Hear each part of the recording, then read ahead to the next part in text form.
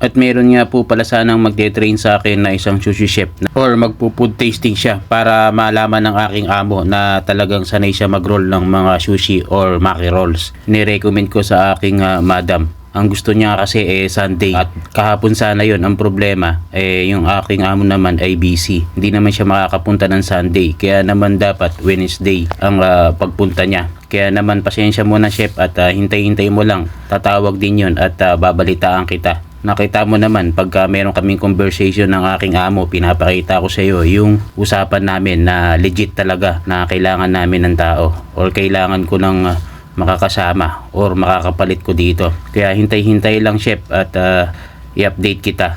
Basta this Wednesday sure yun. Yung oras lang hinihintay kong i-confirm ng aking amo.